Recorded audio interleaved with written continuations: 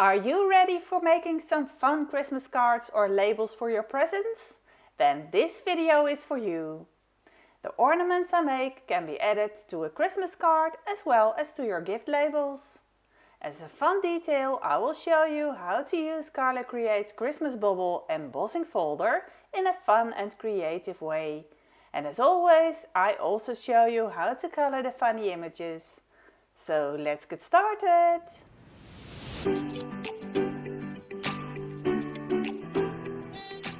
Hello, it's Sis Volk. Time to enjoy card making with me. I have a fun idea today to make some embellishments with the Christmas bubble stamps designed by Carla Creates and distributed by Vasen Creative.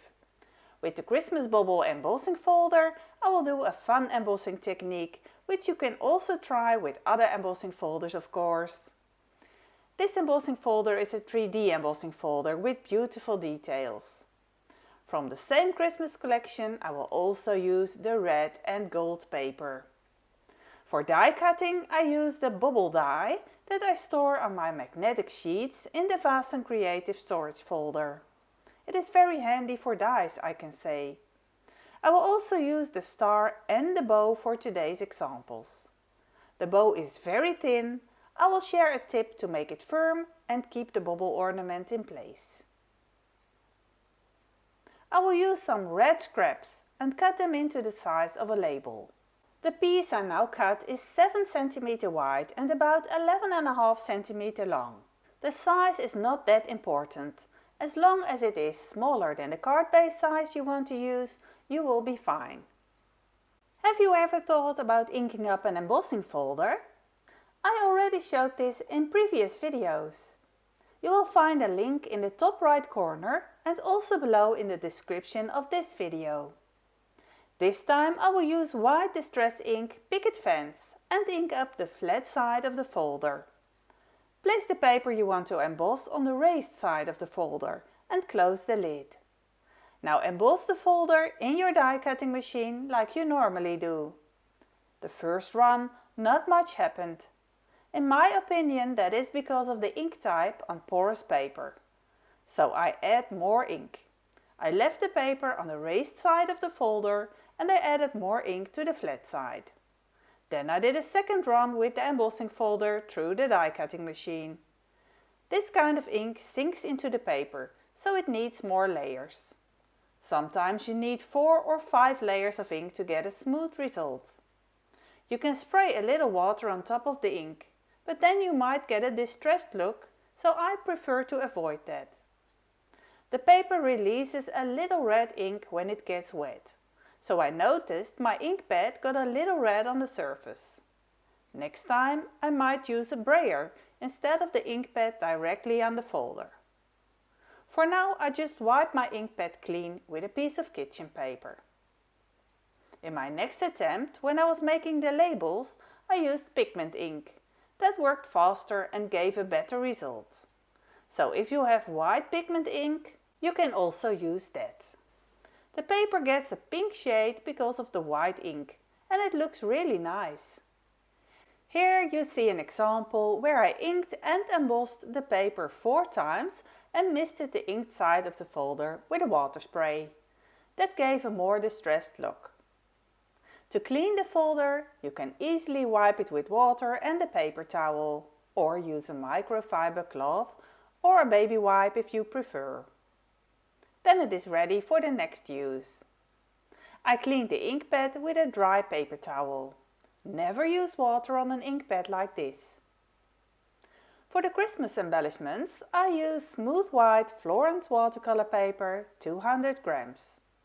I stamp with VersaFine ink, which gives a sharp print. It stays wet quite long, so be careful not to smudge it. Inside the bubbles you can choose which eyes to stamp and also where to place them. Each position gives a different expression on the face. The best way is to make a test sheet. Stamp empty bubbles, then stamp the eyes and mouths in all different positions and see what happens. I place the eyes and mouth a little low on the bubble. That creates either a sad face or a surprised one. I heat emboss the lines using clear embossing powder from Ranger. I now have a new heat tool by Vast and Creative, and wow, am I happy with it! There are two settings on it. One is more powerful for quick embossing, the other is softer for delicate materials like vellum or to prevent your glitter from blowing away. I can truly recommend this one, especially because it heats up very quickly. I do not have to wait 30 seconds before it is ready. You can start melting the powder after only 5 seconds. What you see now is real time. When you are finished heat embossing, you can place it on the stand so it cools down. It is not that hot after heat embossing one image. The protective plastic can get hot as it says, but I have not noticed that yet. I mostly place my heat tool flat on my desk for quick usage, but you could also hang it on the hook or fold it up and lay it down. If you are looking for the article number or a shop link, you can find it in the description of this video. That goes for all the products I use. Now we can color this funny bubble. For coloring, I pressed on Distress ink in the color Lumberjack Blade on a laminated sheet. I use a water brush filled with water. I rinse the brush in a jar of water and wipe it on a piece of kitchen paper. Then I pick up a little bit of ink from my palette.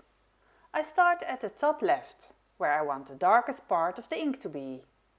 I smear that down to the bottom and all around the bubble. I keep in mind that the ink dries quickly. By making circular motions, I blur the sharp lines at the edges, where the ink is already drying. This way the colors blend together more smoothly. Because this is a large area to color, I try to keep working on the edges, and I do not wait too long before going back to a spot where I already started coloring, but where I was not yet ready to fill in the rest. As I keep coloring, you see the ink getting lighter. That is because the water from the water brush mixes with the ink and dilutes it. At some point I need to pick up new ink. I start again on the darker spots and smear it out. In general, it is easiest to make the edges darker and keep the center light. That creates a nice round shape. For the cheeks, I add an extra thick layer of red ink. You see that the paper is still very wet and the spot starts to bleed. I let it dry before I continue. With this watercolor paper you can easily add multiple layers and keep building up color or smear it out with water once it is dry. With a clean water brush you can let the ink flow or lift it up and dab the paper dry. I find this a very easy way of coloring. Between the eyes I also add a darker layer. That creates the illusion of a ridge for the nose and the eyes. For the shadow in the eye I use the color Stormy Sky. I use a Tombow water brush.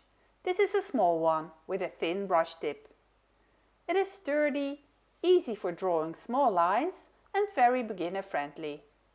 Also good quality because this one does not leak. I pick up a tiny bit of ink on my brush. I draw lines on the outside of the eyes, leaving a small border between the line and the edge. You can blend it out if you prefer, but you can also leave it as it is. Now the red ink has dried a little, I can draw the eyebrows. First I make the part above the eyes lighter. I lift the ink and smear it upwards to where the eyebrow will be. In the meantime, I wait for it to dry a little. And I add more red to the cheeks. Do not worry if you apply too much ink. You can always smear it out, lift it up, or push it in the direction where you want the blush to be, as long as it is not inside the eyes. If you accidentally color inside the eyes, rinse your brush immediately, dab the paper dry and wipe over the spot with your wet brush. Lift it up again with kitchen paper and repeat until the spot is gone. With some new red ink, I can now draw a firm line for the eyebrow. You can add whatever you like, maybe some embellishments. I plan to play more with these funny Christmas bubbles. All the funny faces you can make with them. And believe me, they look a lot nicer when stamped than when you try them out loosely on top of each other. I clean them with water and a microfiber cloth, and always put them back on the original sheet to keep them clean and sticky and see if the set is still complete. I cut the bubble by hand, since the die does not fit the bubble exactly. However, I do not cut the cap.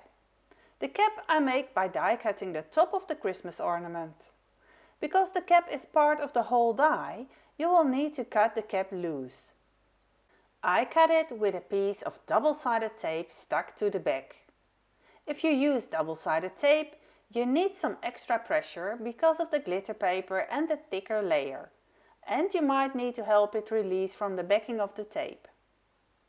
I cut two caps, one that I use with the hook still on, and the second one where I cut the hook off. That one I stick on top of the first cap.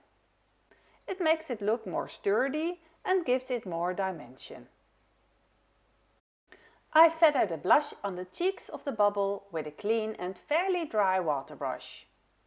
By making small rotating movements, I reactivate the ink and blend it softly, so the color feathers out in a natural way.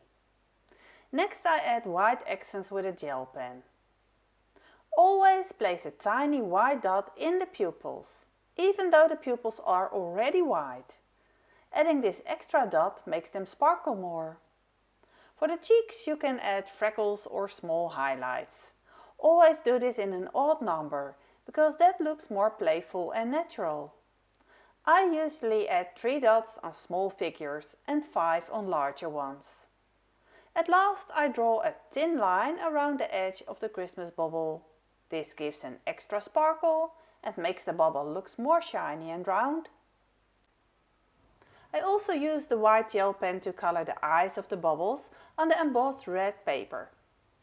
I trace the outer line of the eye and color it in. Be patient and try not to color over the same spot again and again. Gel pens, and especially white gel pens, do not like to draw over their own ink layer. If you do, you tend to remove the ink instead of adding more. So that was the jelly roll number 10 that I used for the white parts of the eyes and the highlights. And for the pupils I used a black glaze pen. You could use a black marker or Sharpie, but this pen adds a raised black dot, which is really nice and adds to the embossed effect and shiny detail. I want one extra gold Christmas ornament to hang behind the funny red one. They both also need a bow and a piece of twine. I die cut the ornaments out of gold glitter paper. On the back of one piece I stick double-sided tape. From that piece I will cut the bubble caps, so they will be easier to attach. Of course you can use glue if you prefer. For the bows and twine I cut 2 for each bubble, making 4 in total for this card. I attach one bow and twine behind the bubble cap and another one on top of the cap, so that the cap is neatly positioned in between the 2 bows. I repeat the same steps for the gold bubble as I did for the red one. Make sure to stick the pieces together precisely, so that no rough edges are visible. To make a matching text label, I cut a piece of paper at 1 inch by 4 1/4. Measuring such pieces is easier to do in inches with this trimmer. But if you have a cutter in centimeters, then cut at 2.5 by 10.5. You can make it shorter if it is too long. But before we add the text, we want to punch a hole. That way we can thread a ribbon or a string. I use the star from the die set to make that hole. Try looking at your dies in a different way and see what label holes you can cut with the small dies you already have. You will be surprised. I stick the die with a piece of tape to prevent it from shifting. To keep my paper clean and neat, I only use the edge of my cutting plates. No ugly lines carved into the paper this way. I save the star that I cut out and glue it on the back of the label later. Because I will add heat embossing to the text, I wipe over the paper with an embossing pouch. I love hanging with you. This perfectly matching text is too long for my label. No worries, I have a solution. I divide this sentence into 2 lines. The first part will be I love hanging. I ink only that part of the stamp with VersaFine Onyx Black ink. I try not to touch the letters next to it. If I accidentally ink those letters, I can clean them or tape them off before stamping. I stamp this on the top part of the label, leaving space for the rest of the text. I spray some water on my microfiber cloth and use that part to clean the stamp. Then I take a dry piece of the cloth and dry the stamp. We want the stamp to be very dry, because stamping with a moist stamp would leave a print, and embossing powder would cling to it. Next I ink up the rest of the text, avoiding the part we already stamped. I stamp it on the right side, so the text is aligned right, with even spacing. The letter U did not stamp very well. Maybe I did not ink it enough, or there was something between the stamp and the paper. The stamp itself is fine. To solve this, I place a tiny dot with a black fine liner. This is a Sakura Pigma Micron number 5. As I always do, I use Ranger clear embossing powder on top of the wet VersaFine ink. Using my new heat tool, I will melt the embossing powder. With setting number 2, it melts in seconds. No more waiting. Then there is that leftover star from die cutting. I actually like sticking that one on the back. I stick the red embossed panel on a folded card base with some foam blocks. The foam blocks I only stick on the flat parts of the paper. Adding the panel raised adds dimension to the red panel. I stick it slightly skew on the card base. If you prefer it exactly in the middle and straight, that is also fine, but sticking it skew has its advantage. You do not have to measure the exact size for a panel, and you will not notice if it is a bit offset. The gold ornament I stick to the card base with 2 mm foam blocks. And the red one I stick partially with 2 mm foam blocks and the rest with 3 mm foam blocks. Where the Christmas bubble overlaps the gold ornament, 2 mm is enough. But where it needs to be stuck onto the embossed background, the distance is greater. Here I use 3 mm foam blocks and stick them on the raised parts of the embossed background. This way the different heights of the cubes help to keep the ornaments flat and even. It is a bit of a trial and error to get the height right. I thread the twine of the Christmas bubbles through that star-shaped opening of the label. At the place where the twine touch each other and the paper, I add a little glue. Only the top of the twine I glue to the paper. The label hangs loose in between, so it can turn and move freely. The bits of twine that hang over the edge of the paper can be cut off. See how fun it is that the label hangs loosely on the twine? You can slide it inward when sending it in an envelope, or pull it outward to reveal and even read a hidden message on the back. I had so much fun making these Christmas ornaments that I made some more. Now I take a white pigment ink. This is the Memento Lux Bridal Tinsel ink. I add it directly to the flat side of the embossing folder. This is a sticky pigment ink, and you already see that it sticks very well to the folder. The panel I did before with Picket Fence Distress ink has a different substance. You can immediately see that the result with this ink is much quicker. In 1 or 2 runs through the die cutting machine, the ink is transferred. This has to do with the kind of ink and the kind of paper. Only now I want to cut a Christmas bubble out of it. You could make all kinds of colors of Christmas bubbles. I just take another red one, because I have a present that needs a nice label.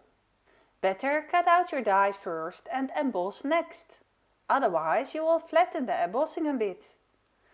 It still looks very nice though. Here I embossed the die-cut Christmas bubble with 2 layers of Memento Lux pigment ink. And look how crisp this is. See the difference between the two? The one on the left is embossed after die cutting and the one on the right is flattened because of die cutting after embossing. Also on this ink I can apply a layer of white gel pen on the eyes. I start by drawing a line around the eye and then I fill in the middle. Do not touch the pupil and do not go over the same spot twice. This is how you get the best result. I use the Jelly Roll number 10. For the pupils I use the Sakura Jelly Roll Glaze pen in black. Also here I cut extra caps with the same die out of gold paper. Mostly I used scraps for it, from pieces where I had already added double-sided tape on the back, such as leftover die-cut text scraps. So I cut 6 caps in total, 3 complete ones and 3 where I cut off the hook of the Christmas bubble. I made some jars of blackberry jam. They turned out really delicious. Because they come from the fridge, they look a little moist. But I want to give these as a gift with a nice label attached. I take a double strand of baker's twine. I first thread it through the label and pull it through the loop. Then I thread the Christmas bubbles one by one on the twine and I tie it around the jar. I hope you found a lot of inspiration in this video and I hope you learned some new tips too. Would you let me know in the comments what you think? At the new store of Doe A Ding in Brielle, you can admire this card in real life. The base paper for this card also comes from there. Please feel free to ask me any questions you have. I like sharing tips and tricks and I like to see you in the next video. So be sure to click on the subscribe button and the bell button below. More card inspiration you can find on my Instagram, Facebook or Pinterest pages. All links can be found in the description below. Also visit Carla Creates website, Instagram or Facebook page and say hello to Carla and thank her for her awesome work. Also share your creations on your socials and tag us. We love to see your work. Carla Creates by Vaassen Creative Designs bring joy to our life. We hope you will enjoy this Christmas release as much as we do and make a lot of Christmas cards and labels with it. See you next time. Bye bye!